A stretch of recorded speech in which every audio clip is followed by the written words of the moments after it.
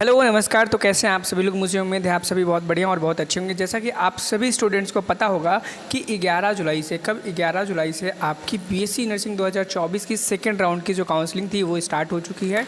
लेकिन बहुत सारे ऐसे बच्चे कन्फ्यूज़न में हैं कि हम जनरल से हैं, ओबीसी से हैं, एससी से हैं, एसटी से हैं, हमारे इतने मार्क्स हैं, 100 नंबर है, 110, 120 हैं, क्या हमें कोई कॉलेज मिलेगा? क्या हमें गवर्नमेंट कॉलेज मिल सकता है या हमें प्राइवेट कॉलेज मिलेगा या फिर हम पार्टिसिपेट भी कर पाएंगे कि नहीं कर पाएंगे? इस प्रकार के बच्चों के बहुत ज़्यादा डाउट हैं।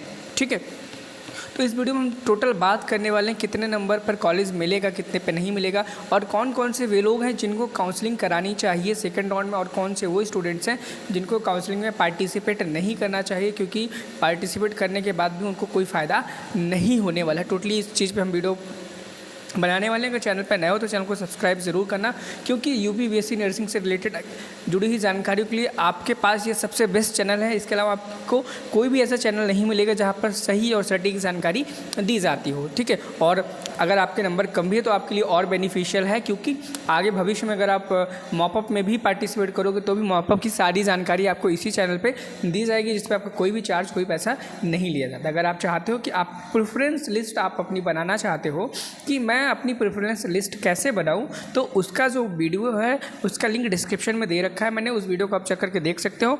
आप खुद सीख जाओगे कि किस बेसिस पर आपको अपनी प्रेफरेंस लिस्ट बनानी चाहिए। ठीक है, तो चलो अगर हम सबसे पहले बात करें कि किन बच्चों को काउंसलिंग कराने की आवश्यकता है और किन बच्चों को काउंसलिंग नहीं करानी है। ठीक है, बहुत सारे लोगों को पता ही नहीं होता है कि मुझे काउंसलिंग कराने की आवश्यकता है या फिर नहीं है। तो देखो, सबसे पहले उन स्टूडेंट्स को करानी है जिन्होंने फर्स्ट राउंड में पार्टिसिपेट ही नहीं किया था। क्या फर्स्ट राउंड में पार्टिसिपेट नहीं किया था ये सोच करके कि मेरे नंबर कम हैं, मतलब 150 नंबर है, या ऐसा वो सोच करके कि मेरा नंबर आ ही नहीं सकता, शायद मेरे बहुत नंबर कम है, ऐसा सोच करके ये किसी कारणवश उन्हें नहीं पता चलता फर्स्ट राउंड की काउंसलिंग कब से स्टार्ट है, कब खत्म है, ये जानकारी उन्हें नहीं थी। वो सारे के सारे बच्चे अपना सेकंड राउंड में काउंसलिंग में पार्टिसिपेट कर सकते हैं। दूसरा, वो बच्चे पार्टिसिपेट कर सकते हैं जिन्होंने अपना कॉलेज को अपग्रेड करने के लिए रखा था। क्या अपग्रेड करने के लिए रखा था, वो बच्चे पार्टिसिपेट कर सकते हैं। तीसरे, वो बच्चे जिन्होंने अपनी फर्स्ट राउंड की काउंसलिंग को फ्लोट पर रखा था,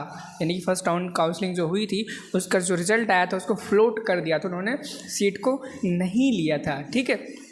ठीक है, और लास्ट वो बच्चे पार्टिसिपेट कर सकते हैं जिन्होंने किसी भी राउंड में पार्टिसिपेट नहीं किया है, अब वो सेकंड राउंड में पार्टिसिपेट करेंगे।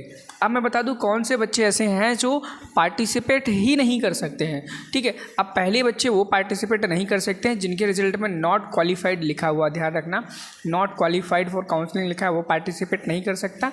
दूसरा, वो बच्चे पार्टिसिपेट नहीं कर सकते हैं जिन्होंने अपने फर्स्ट राउंड के अलॉटमेंट रिजल्ट में, जब अलॉटमेंट रिजल्ट आया था, उन्होंने सीट को कंफर्म कर दिया था। क्या सीट को, जैसे कि सीट का कंफर्म कर दिया कि हाँ भाई हमें उसमें लेना है, भले उन्होंने एडमिशन लिया हो ना लिया हो वो अलग की बात है। अब वो सेकंड राउंड की काउंसलिंग पार्टिसिपेट नहीं कर सकते। इस बात को ध्यान रखना। क्या करना? ध्यान रखना कि आप पार्टिसिपेट नहीं कर सकते। अब हम सेकंड नंबर पे बात करेंगे। हमने बात कर ली कि कौन कौन से हम बच्चे पार्टिसिपेट कर सकते हैं, कौन कौन से नहीं कर सकते हैं। अब हम बात करेंगे कितने नंबर से ऊपर अगर आपके हैं तब आपको काउंसलिंग कराने की चाहिए, और कितने नंबर से आपके कम हैं तब आपको नहीं करानी चाहिए। देखिए, हम दो पर्सपेक्टिव लेकर के चलेंगे। पहला वो कि अगर आप एक गवर्नमेंट कॉलेज ढूंढ रहे हैं, उसके तलाश में हैं, तब आपको कितने नंबर हैं तो आपको काउंसलिंग करानी चाहिए या नहीं करानी चाहिए, आपको वेट करना चाहिए।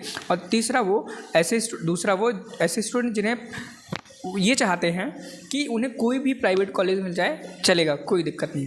गवर्नमेंट में देखो कैटेगरी वाइज देखेंगे। सबसे पहले हम, सॉरी ये क्या ड्राइंग बन गई यार, बढ़िया लग रहा है वैसे। हाँ चलो भाग जाओ ड्राइंग। सबसे पहले हम एससी की बात करेंगे, उसके बाद एसटी की बात करेंगे, ओबीसी की बात करेंगे, और वहाँ पे हम जनरल की बात करेंगे। सेम यही चीज़ें हम यहाँ पर करने वाले हैं, एससी, एसटी, ओबीसी और जनरल स्टूडेंट्स की बात करने वाले हैं। ठीक है, अगर हम यहाँ पर देखें, अगर आप गवर्नमेंट कॉलेज की तलाश कर रहे हो, किसकी?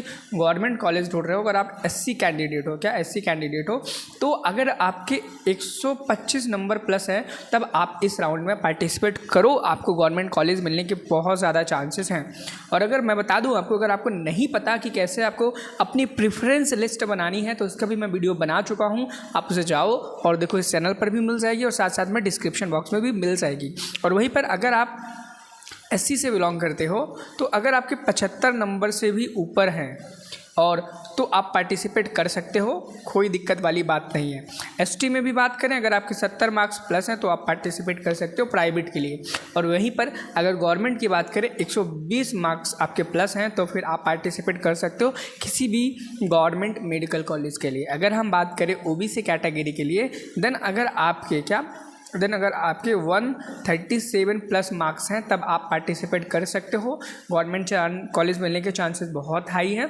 और वहीं पर अगर जनरल कैटेगरी की बात करें, अगर आपके 147 प्लस मार्क्स हैं तब आपको गवर्नमेंट मेडिकल कॉलेज के लिए अप्लाई करने की आवश्यकता है। इससे कम है तो आपको वेट करने की आवश्यकता है, ठीक है। तो वह 1-2 नंबर कम होने से कोई फ़र्क नहीं पड़ता, आप अप्लाई कर सकते हो। मिलेगा तो बहुत अच्छी बात है, नहीं मिला तो आप नेक्स्ट राउंड में आपको मिल जाएगा, ठीक है। और वहीं पर अगर हम प्राइवेट की, हमने एससी और एसटी की बात कर ली थी, और ओबीसी की बात करेंगे। ओबीसी में भी अगर आपके 80 मार्क्स के आसपास है, क्या 80 मार्क्स के आसपास हैं, और जनरल में भी आपके 80 मार्क्स हैं, 80 ही मान के चलो, इतने मार्क्स से प्लस हैं आपके, तो फिर आप दोनों लोग, चाहे ओबीसी के हों चाहे एससी के हो, जनरल के हो, सॉरी ओबीसी के हो चाहे जनरल के हो, तो आप अपनी काउंसलिंग करा सकते हो, कोई दिक्कत की बात नहीं है। मैंने देखा भी है, इस बार भी ऐसा हुआ है। 90 एक स्टूडेंट थी जिसके 92 मार्क थे, उसको private medical college first round में ही मिल गया था, वो जनरल की थी, ठीक है। तो ये रही मेरी काउंसलिंग की डिटेल जो मैंने दी थी। आप चाहे तो इसका स्क्रीनशॉट भी ले सकते हो, ठीक है। और दूसरी बात, जो स्टूडेंट प्राइवेट मेडिकल कॉलेज में दाखिला ले, एडमिशन ले, पहले वहाँ के बारे में सारी चीज़ें पता करें। और बहुत सारे ऐसे कॉलेज भी हैं जो सेकंड राउंड की काउंसलिंग से हटा दिए गए हैं, जाएँ और कंफर्म कर लें कि वो आईएनसी अप्रूव्ड है या नहीं, उसके बाद ही जा करके आप यहाँ एडमिशन लें। अगर कोई क्वेरी, कोई दिक्कत परेशानी हो तो आप कमेंट सेक्शन में बता सकते हो। फिर भी अगर कमेंट सेक्शन से रिप्लाई ना मिले तो आप हमें इंस्टाग्राम कर सकते हो, हाँ इंस्टाग्राम कर सकते हो। इंस्टाग्राम पे भी आप काश मेडिकल अकेडमी सर्च कर सकते हो, डिस्क्रिप्शन बॉक्स में आपको उसका लिंक मिल जाएगा, वहाँ से आप हमारा इंस्टाग्राम से हमें पूछ सकते हो। साथ ही साथ में चैनल पर नया तो चैनल को सब्सक्राइब ज़रूर करना, वीडियो को भी लाइक करना बिल्कुल मत भूलना। तो मिलते हैं नेक्स्ट वीडियो में। Thank you, have a nice day, bye bye.